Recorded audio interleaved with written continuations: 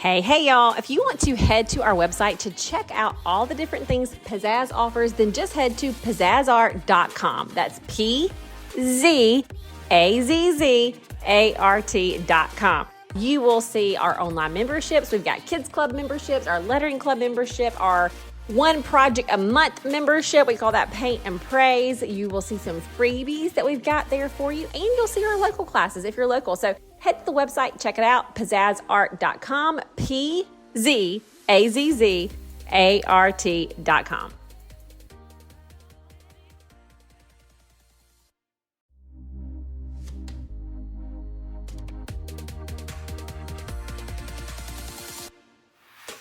Hey y'all, this is Casey Hope with the Casey Hope Podcast, and today I am super excited to introduce y'all to one of my very best friends. She is one of those life friends who is just all throughout life. I feel like you have childhood friends that are lifers, and you've got people in college that are lifers. And Sarah came into our world when we both had little babies on the playground, pushed them in swings, and she is just somebody that I love to pieces.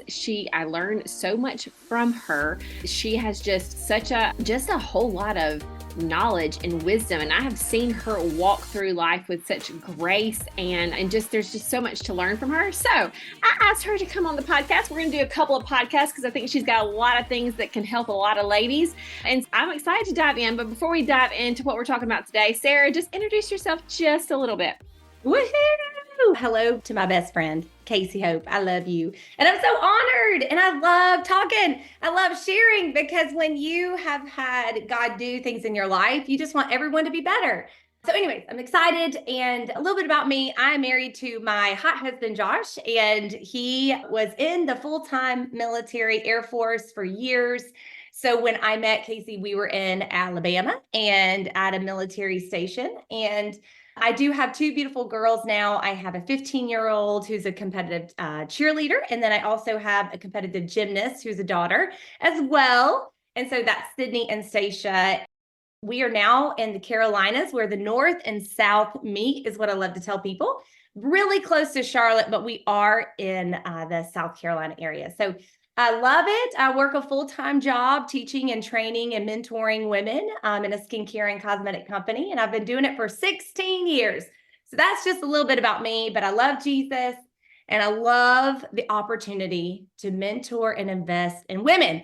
It brings me joy. So that's a little bit about me, friend. Awesome. And it's crazy to even, like, when I hear you say numbers at like 16 years and you've got a 15-year-old, because like we were pushing our little tots on the swing, and we both had one in a baby carriage, and now they are all teenagers, and we are years into both of our businesses, and it's just crazy how time has gone with a quickness. But what we are talking about today, y'all, I'm not telling y'all, Sarah has so much. When she says that she loves teaching and training women, she does this all the time. Not podcasts like this, but she is all the time pouring into women and encouraging them.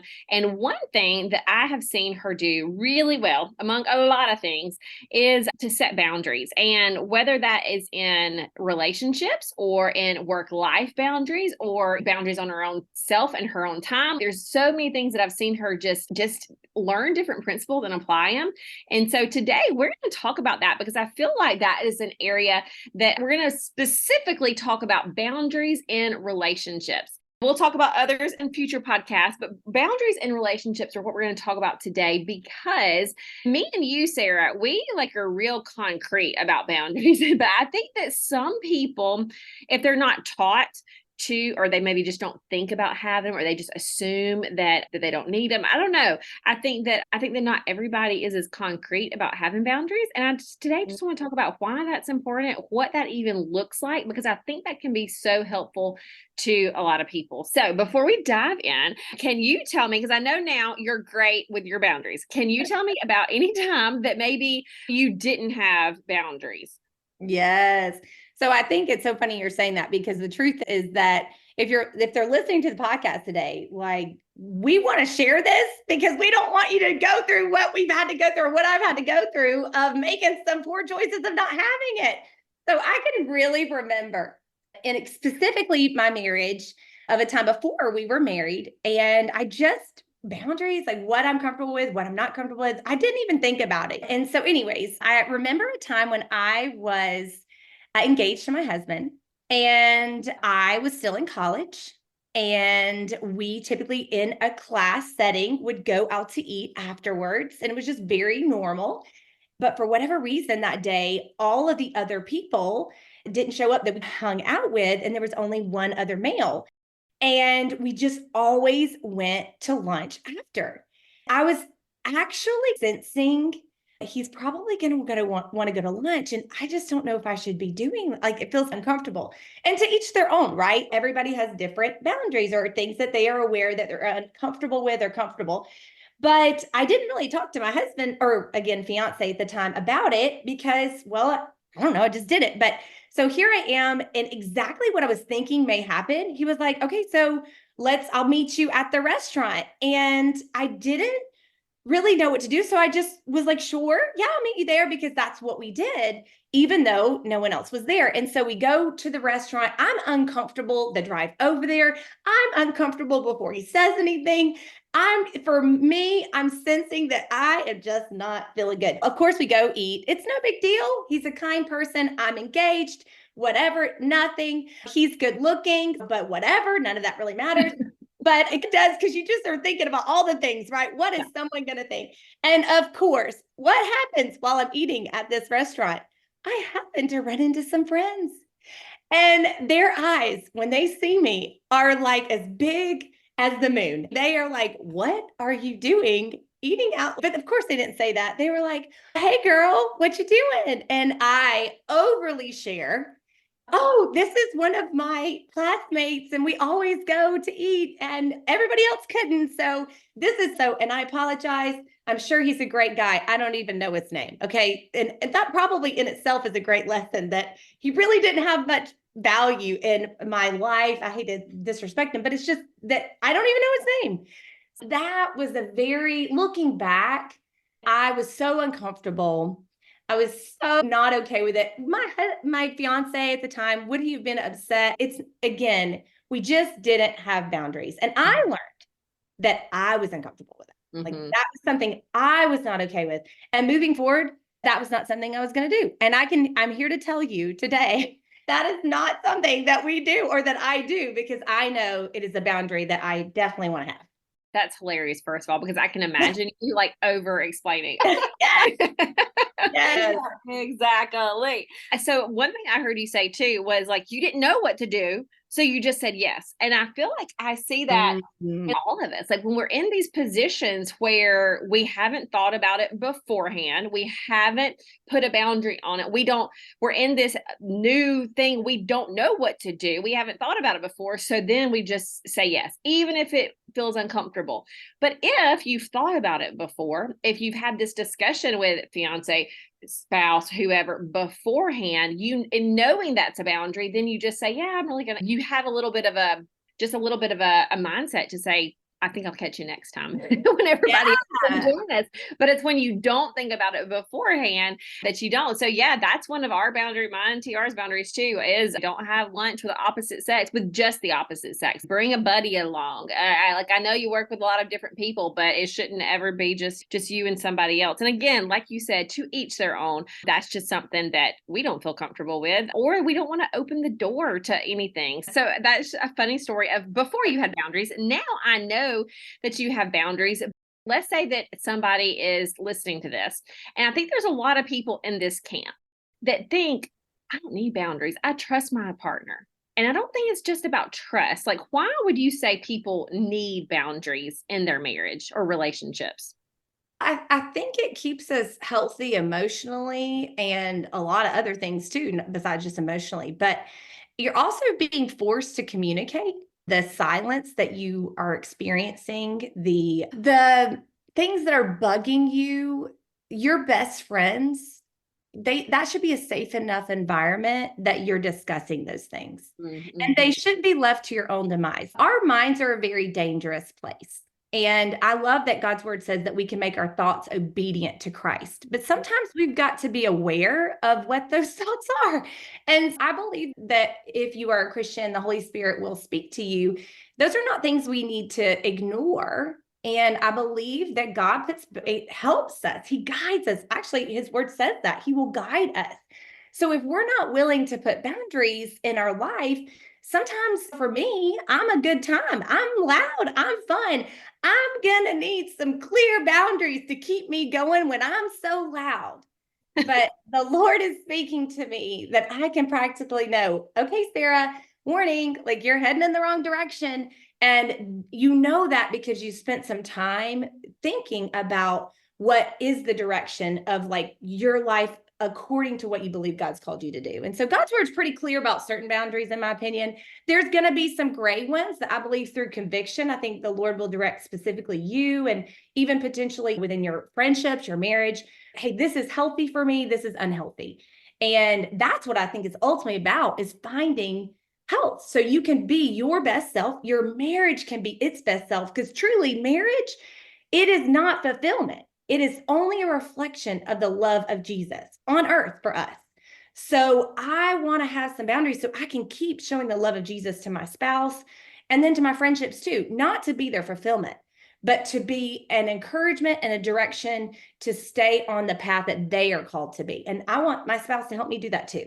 You just said you got to evaluate and think and self-reflect. And I think that kind of goes into what I've heard you talk about that I would love for you to explain to the listeners about that red light, yellow light, green light. I think that little illustration really helps. I think people, if they're like, I don't even know what boundaries I need, and you're saying, okay, to self-reflect and think on it, how can they use that tool of red light, yellow light, green light to start to think of what is comfortable and what is uncomfortable for me and my spouse or significant other?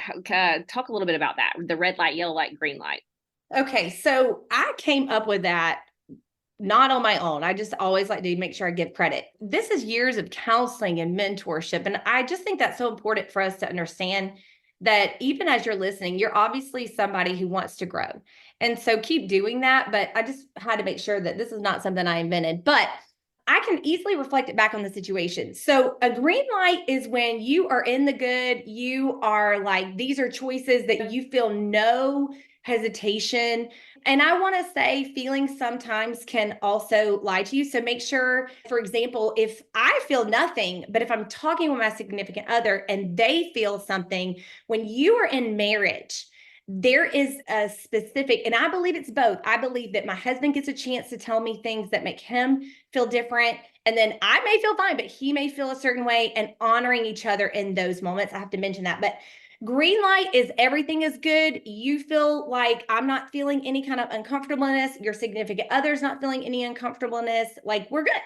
Yellow light, you're probably starting to sense some uncomfort. So for me, going out with a group of people after a class, that would have been green light. In a group environment, absolutely, we're all there. It felt there's nothing to be concerned about. When I forecasted that this is going to be a one-on-one situation, I immediately began to feel uncomfortable. That would be yellow light.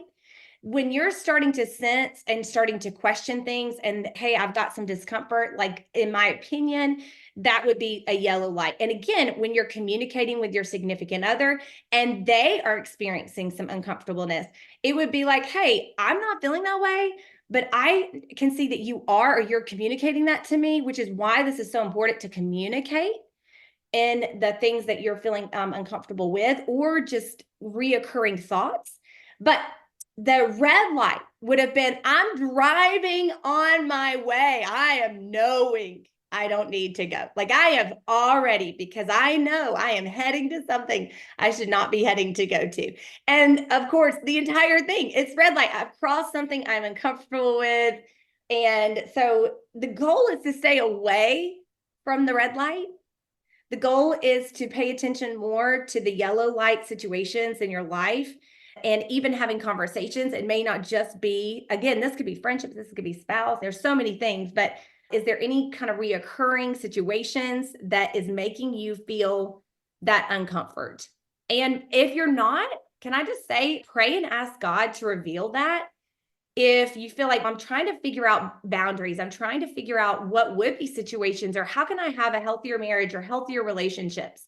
So just pray and ask God. And I promise you, if you seek the Lord he will deliver. He says he will speak to those who seek him. So I don't know. For me, I think that has always been a helpful tool. As we continue to parent, these are the green light, yellow light, and red light. It applies in all things, not just in marriage, but in so many situations. So yeah. And now, as you were talking, it reminded me of a yellow light situation. If somebody's, okay, what does that yellow light situation look like? And what does the communication look like? I can just give a real clear example. I remember early on in our marriage and early on in starting Pizzazz, I was working, like I didn't have as much help. So I was doing everything from everything, emails, website, taking pictures, getting them on the website, teaching all the class, like everything. So what that meant is a lot of times I was up really late at night doing different things with emails, website, stuff like that.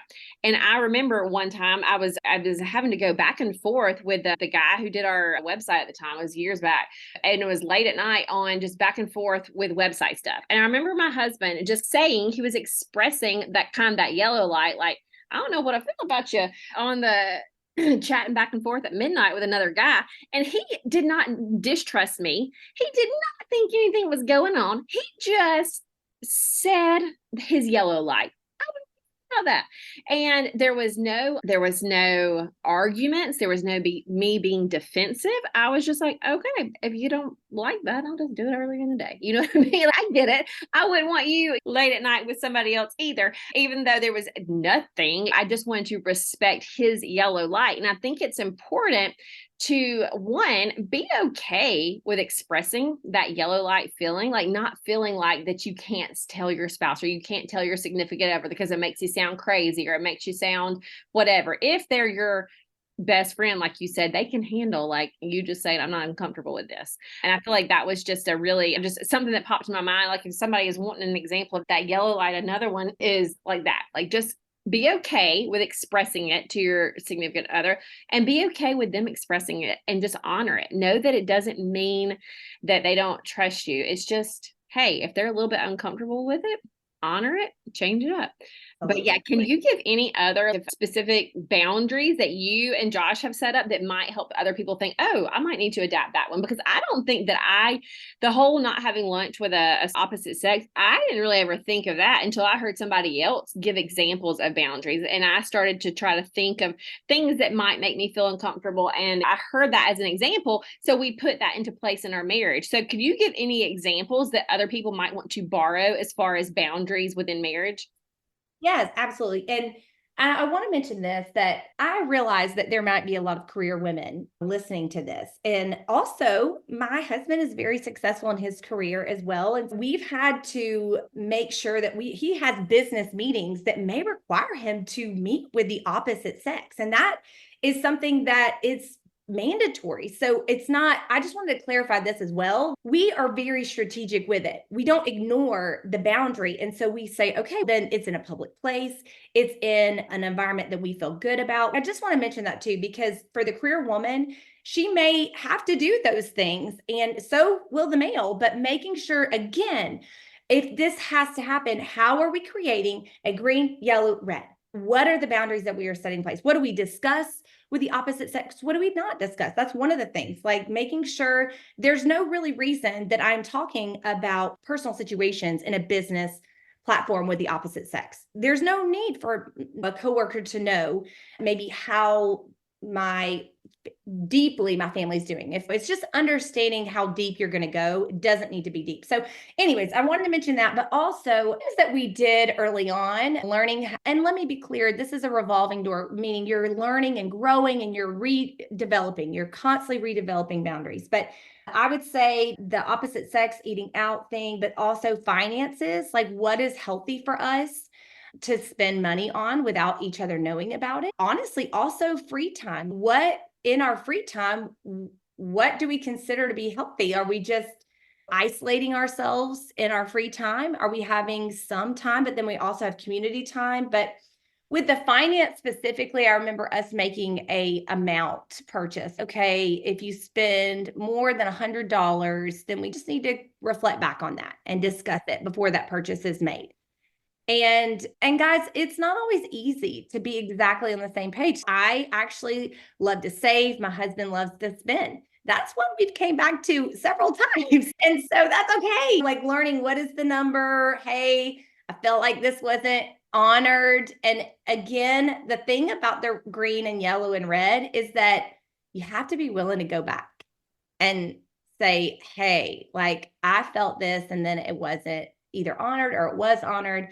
And I wanted to say thank you for that. I don't know. I think it's important to make sure that you're not being afraid when you feel that you set the boundary, that you go back to the boundary if it was honored or not honored. So you're constantly affirming each other with supporting each other. Hey, I felt that. Thank you so much for doing that. Yeah. Yeah. And building each other up, because it's easy to forget that this is just what you do. But it's important for us to realize, hey, we are prioritizing each other. And what's super cool to me about these boundaries, Casey, is that before you know it, you're really honoring each other in such small ways that I just had somebody visiting with us this week and they were like, I cannot get enough of the way that y'all talk to each other. And I was just like, oh, really? And she was like, I can't. Like, I love it. I love how you verbally affirm your husband.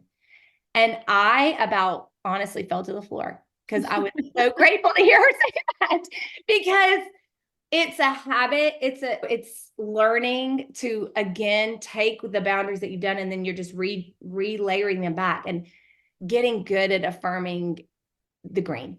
Affirming the green, affirming the good, affirming the boundaries, and just man, that felt good the way you talked to me today. That felt good when I felt like you put me first today. I just wanted you to know that made me feel really good. I love that. Yeah. I love that focus on the good. That's goes back to with kids, with anybody, like affirming the good, not just thinking about all the red light boundaries, but thinking about how to affirm the green lights. That's awesome. Yeah. So good. So what are some steps if somebody is listening to this and they're like, okay, so I'm hearing you talking about this. What are my first steps in even thinking about creating healthy boundaries? And we talked about there's these relationships with what you feel comfortable with. There's financial boundaries. I know you've talked about even boundaries with your time, and we'll talk about that later. But what are some first steps that somebody, if they're like, I definitely need some boundaries in this relationship, how do I start? What do I do? I think the beautiful thing about marriage, you got two imperfect people, right? And again, I'm specifically leaning into marriage, but this is about your journey with you becoming the, specifically for women, woman that God has called you to be, and then supporting your spouse and being the man that God has called him to be. So I would dare to say in the beginning, it would be about getting alone, not just with your significant other, but asking them to do the same thing and spend some time reflecting and say, because again, you'll learn just not in your marriage what there's some green light, yellow light, red light, but God, what are some things that I just don't like? Like it's aggravating me, it's frustrating me. I've experienced pain or sadness.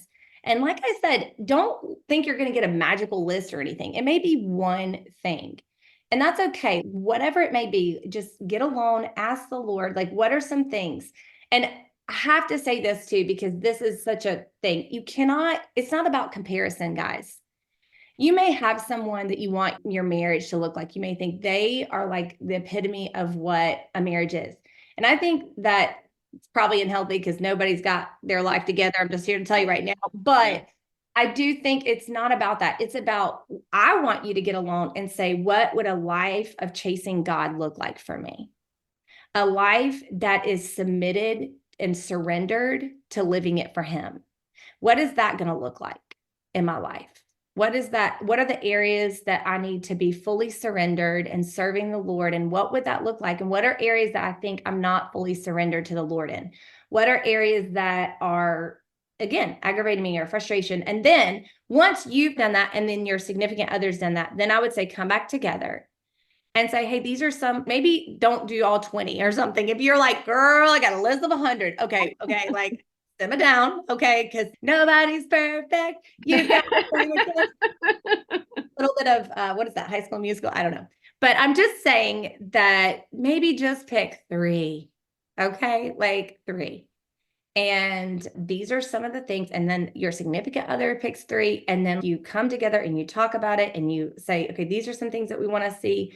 And you just begin to work on it messily, imperfectly. And it's okay when you come back together if you're like, wow, when I did this, I was so mad, or I'm frustrated, or again, you got a listed 20 and he's got 1. Okay. Like, I get it. Like, guys, sometimes they don't, but pray for your man. God Mm, can do what you cannot do. mm. God can Read soften. that. Yeah, God can soften. God can redirect. God can reveal more than you can. And I want to also say this because I mentor and speak and teach to a lot of women. I am not saying that this is any way, shape, or form of an opportunity of control. I want Mm, you to hear me say that this is healthy, emotionally safe, physically safe situations. I am not giving any man permission to do that, anything that is unhealthy. So that is not what having boundaries is a safe environment for you to healthily communicate. In no way, shape, or form should I be encouraging neglect or for you to stay in a situation that is dangerous. So it's worth mentioning that as well. awesome. Thank you, Sarah. I know we don't have a whole lot more time. We could talk on this for Yeah. a lot more, but we try to keep these short bite-sized segments to where people can just have, I hope that people can just have one takeaway. And I don't know what that's going to be today. I think there's lots of little things in here that you've said, everything from kind of being self-reflective and looking at the things that cause that yellow light, green light, red light thing to maybe they just need to verbalize this one little thing that's been whatever bugging them, or whatever that is. Maybe that needs to be communicated with their spouse, or maybe the takeaway is they just need to honor the yellow lights that their significant other has, instead of just dismissing it and saying, whatever, you're crazy. Just honor it, because you would want the same in return. So thank you so much. I pray that this is helpful for somebody. And real quick before we go, do you want to tell anybody if they want to connect with you or find you? Do you want to tell them like where to find you on socials or anything? Sure. Sarah Driggers on Facebook and Instagram. Nothing fancy, but it's SARAH, and Driggers is DRIGERS. And on Instagram, it's the same. If you like seeing girly things and what it's like to raise teenagers, and if you like music, and if you like to laugh, then you might want to hang out. That's what we do. That's what we do. I love it. I love it. I love that if you like music, because you are all about a walking little singing machine. All right. Thank you so much, Sarah. I loved having you today, and we will talk soon. Okie dokie. Woo! I hope y'all enjoyed that podcast. Y'all be sure to go like, subscribe this, leave a review. Let us know how you're liking it. We like that feedback. And if you want to follow us on other social platforms, on Instagram, it's Pizzazz Art Studio. Same for Facebook. And Pizzazz is P-Z-A-Z-Z. Pizzazz Art Studio. Go check us out and see what all we have to offer over there.